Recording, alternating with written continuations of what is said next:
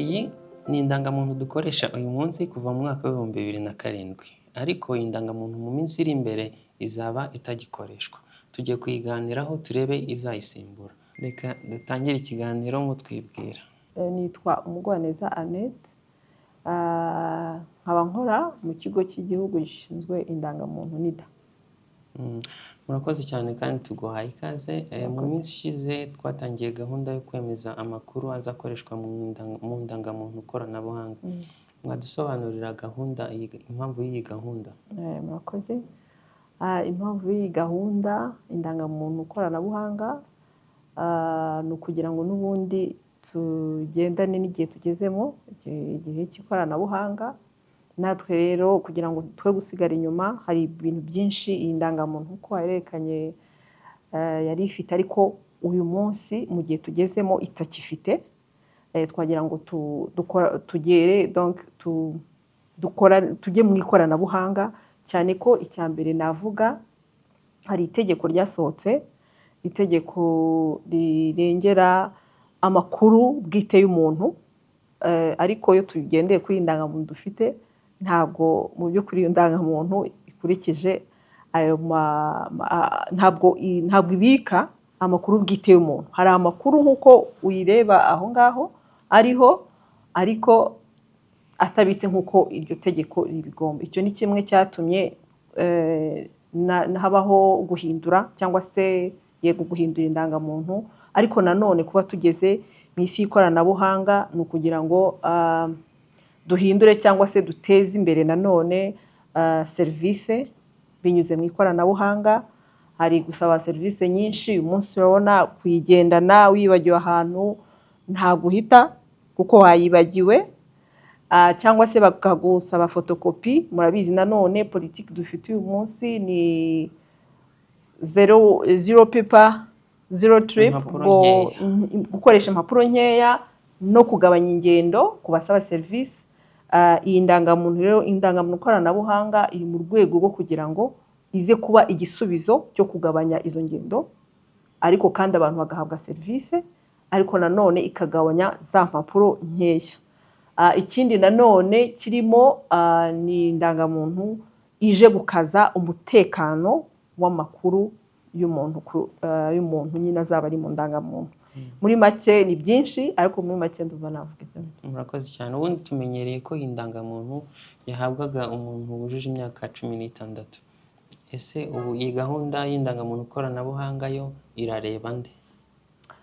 Murakoze. Indangamuntu koranabuhanga uyu munsi irareba, noneho byahindutse, irareba kuva ku mwana ukivuka ubwo kuzamuka ku muntu wese.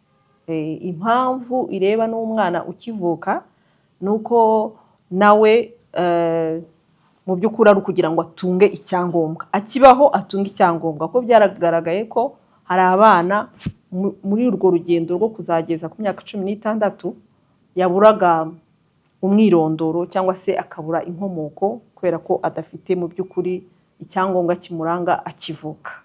Iyo niryo tandukaniro rihari niyo twari dufite. Tukiri aho, ubwo muri make umuryango uri kuza kwifotoza cyangwa se kwemeza amakuru wose nta n'umwe uvuyemo? Cyane rwose. Muri iyi ndangamuntu, cyane ko twanabitangiye, turi muri Kigali, turasaba ko umuryango wose ntawe uvuyemo, ndetse n'umwana wavutse niyo yaba yavutse wenda uwo munsi, wenda habaho gufata iminsi mike yo kugira ngo umwana amenyere, ariko nawe asabwa kuba yakwifotoza. Ni ukuva kuri uwo mwana ukivuka ugifite iminsi mike kuzamuka kugera ku mubyeyi we. Ikindi wenda nahita mvuga nuko iyi ndangamuntu n'ubundi nayo izaza ireba n'ibyiciro bitandukanye byabaga mu gihugu. Harimo impunzi zitari zemewe n'amategeko, niko nabyita, cyangwa se abimukira. Ubundi twagiraga indangamuntu z'Abanyarwanda, ariko tukagira n'indangamuntu zireba abanyamahanga ariko bemewe kuba mu Rwanda ku bw'itegeko cyangwa babyemerewe, n'impunzi zibyemerewe. Ariko ni ukuvuga ngo buri muntu wese uri ku butaka bw'u Rwanda uba mu gihugu cyacu, yaba azwi yaba atazwi, iyi ndangamuntu nawe azayifata. Yego. tukiri aho wenda ubundi tumenyereye ko nk'iyo umwana avutse avukiye kwa muganga uyu munsi ahita yandikwa mu irangamimerere, iyo gahunda irakomeza? Yego, iyo gahunda nayo irakomeza kwandika umwana akivuka kuko niho urugendo rwe rutangirira.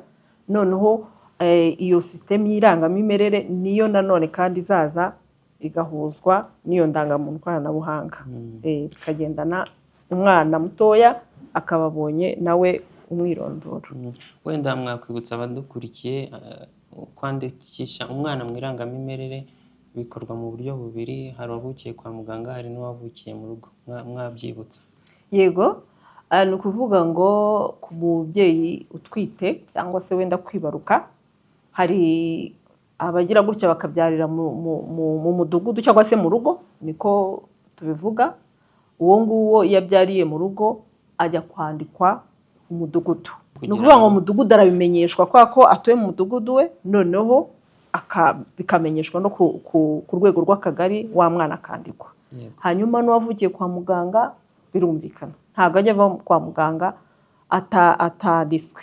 Bivuga ngo bya bindi by'umuco wacu twagiraga byo kuvuga ngo umuntu arita umwana nyuma cyangwa se mu minsi 8, ni ukuvuga ngo ujya kwa muganga wateguye izina ry'umwana, umwita bahita bamwandika ako kanya.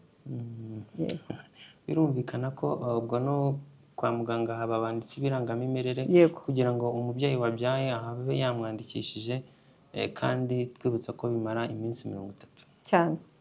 Ni ukuvuga ngo kwandikisha umwana cyane cyane uwo uba wavukiye mu rugo, umubyeyi ntagomba kurenza iminsi 30. Hanyuma mwatubwira muri rusange umuryango urimo kuza kwifotoza cyangwa se no kwemeza amakuru y'umuryango birimo kugenda gute?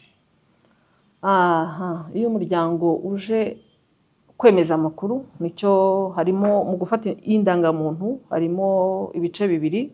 Hari igice cyo kwemeza amakuru nk'uko bivuze, hakaba n'igice cyo kuza noneho gufatwa ibipimo ndangamiterere, aribyo tuza kuvuga wenda nyuma. Iyo umuryango rero ugeze kuri site cyangwa aho bafotorera, icya mbere hari kuba turagaruka no ku kantu nk'uko turi mu ikoranabuhanga kabyikorere.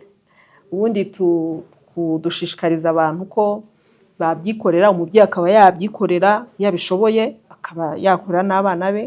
Ariko tuvuge ko na wa wundi utabibashije araza, iyo ageze kuri site hari ugomba kumwakira wa mbere, ari uri bumufashe kwandika ya makuru ye no kureba, noneho akarebera muri ya sisiteme twari dusanganywe y'indangamuntu ya yindi watweretse, tukareba ko amakuru atubwira n'amakuru twari dusanganywe bihura. Iyo bihuye, iyo tubirebye, igikurikira ni uko buri muntu wese yerekwa umwirondoro we, akemeza ko amakuru dufite ari yo. Iyo harimo ikibazo birumvikana ko tumusaba ko abanza kujya kugikosoza, noneho byatungana akabona kujya ku ntambwe ya kabiri, ariyo gufatwa ibipimo ndangamiterere. Hariho abakomeje kwibaza ngo ese ngo umuntu yaprofita cyangwa yaboneraho agahindura izina, agahindura imyaka? Oya, ntabwo ari igihe cyo guhindura uko umuntu yishakiye amakuru twari dufite, nta nubwo inzira zo kubihinduka zavuyeho. Murabizi ko n'ubundi tuvuge nko guhindura izina, ku muntu ushaka guhindura izina bisabirwa uburenganzira Minaloc muri Minisiteri y'Ubutegetsi bw'Igihugu. Ntabwo rero iyo nzira yigeze ivaho, hamwe no gukosora, yaba ari ikosa rigaragayemo, yaba ari ikosa mu myaka. Ni ukuvuga ngo ibyangombwa n'ubundi twatumaga umuturage utanga n'ubundi abitanga, aca muri izo nzira kugira ngo n'ubundi iyo gahunda ikomeze. Umuturage uje kuri site irimo gukorerwaho icyo gikorwa aza yitwaje iki? Usibye ko wenda tuvuge ni umuryango, tuvuge umugabo, umugore n'abana babo wenda 2, baza bitwaje iki? Murakoze. Icy'ingenzi cyane tunashishikariza abantu benshi kumenya, ni ukuvuga ngo uje kwifotoza hari umubyeyi uzanye n'abana be. Buri wese icya mbere asabwa kuba afite indangamuntu ye. Ubwo ndavuga ku bagejeje imyaka 16 bamaze gufata indangamuntu. Tuvuge umubyeyi, duhere ku mubyeyi mukuru, aza yitwaje indangamuntu ye, akaza yitwaje nimero z'indangamuntu z'ababyeyi be iyo bafashe izi ndangamuntu, ariko iyo batazifashe n'ubundi tuba tubafite turakomeza. Iyo yashatse nabwo tumusaba ko aza yitwaje nimero y'indangamuntu y'uwo bashakanye. Noneho akaba afite rero noneho kubwo nje ku bana babo bari munsi y'imyaka 16 aba yarabandikishije bimwe twavuze. Umwana wese iyo avuka arandikishwa nk'uwavutse, akaza yitwaje ya kode cyangwa se nabonye ikunda kwita ngo kode iranga umuntu, niyo aza yitwaje. Hanyuma hari umubyeyi ushobora kuba ufite umwana uyu munsi ariko akaba ataranditswe mu irangamimerere kandi wenda ari mukuru, we yabigenza gute? Urakoze cyane. Abo nabo ibyo byiciro turabifite. Icyo tumusaba ni uko ajya kubanza kwandikisha umwana. Ni ukuvuga ngo ashaka bya byangombwa by'ibanze, hari ikigaragara ko yabyaye, wenda ari kwa muganga cyangwa se ari mu rugo, hari ifishi y'urukingo. Ibyo ni inyandiko tubatuma kwitwaza ku murenge wabo, noneho bakabanza bakamwandika, akabona kode, akabona na wa mwirondoro, noneho natwe tukabona kumwakira. Yego.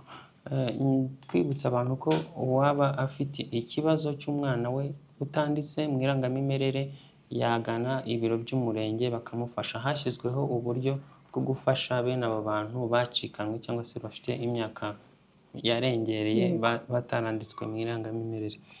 Hanyuma dukomeje, ubu iki gikorwa kigeze cyo kwandika no kwemeza imyirondoro.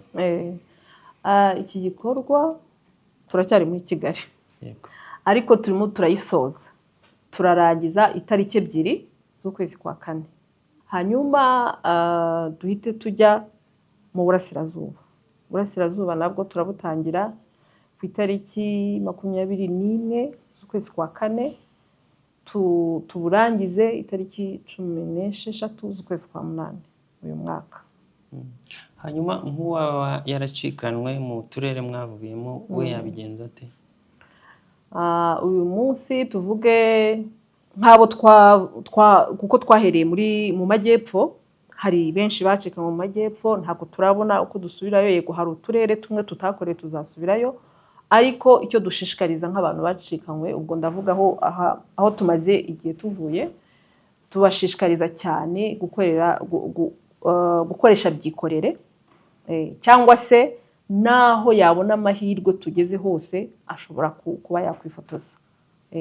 Ashobora kuba yavaho ari akaza aho mugeze. Yego, birashoboka ko tuvuge ko yava mu majyepfo uyu munsi afite gahunda, akaza i Kigali aho tugeze nta kibazo, aho dusanze turamufotora.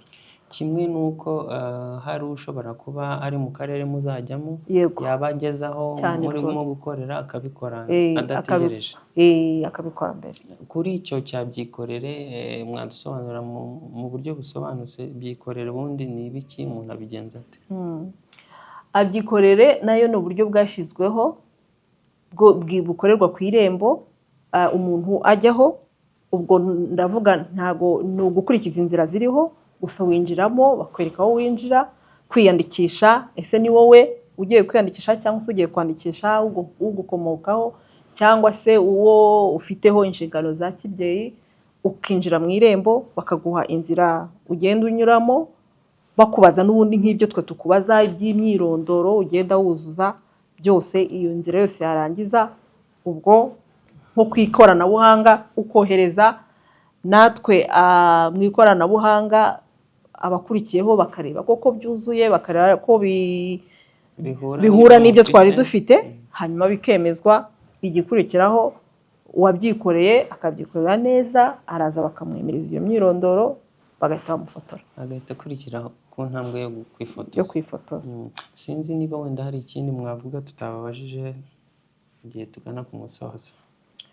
Yego, icyo navuga nk'ubutumwa natanga nk'ahantu tugiye kugera, reka ndavuga mu burasirazuba n'ahandi tutaragera, twashishikariza abatuye muri utwo turere ko batangira. Twashyizeho uburyo bwo kureba kandi bworoshye, ukoresha telefone, bwo kwirebera yuko imyirondoro yawe imeze neza mbere yuko tuhagera. ukaba wabasha kubyirebera. Ubwo buryo rero bukora gute? Ukanda akanyenyeri, ukandika, ujya ahagenewe ubutumwa muri telefone, yaba ari telefone iri smart cyangwa se yandi twita gatoroshi, yaba ari smart cyangwa ari gatoroshi, ibyo byose birakora. Ni ukuvuga ngo ujya ahagenewe kwandika ubutumwa, ukandika ijambo amakuru, ukanyuzamo akanya, ugashyiramo indangamuntu yawe, hanyuma ukohereza kuri 3500. Icyo gihe uhita ubona umwirondoro wawe, amazina yawe, igihe wavukiye, ababyeyi bawe, niba warashatse ukabona n'uwo mwashakanye, gutyo. Ku buryo iyo biguha ishusho y'uko n'ubundi muri systeme bimeze, ukaba niba harimo ikosa tutarakugeraho ukaba wabasha kurikosora hakiri kare. Murakoze cyane, murakoze kuri uyu mwanya mwaduhaye.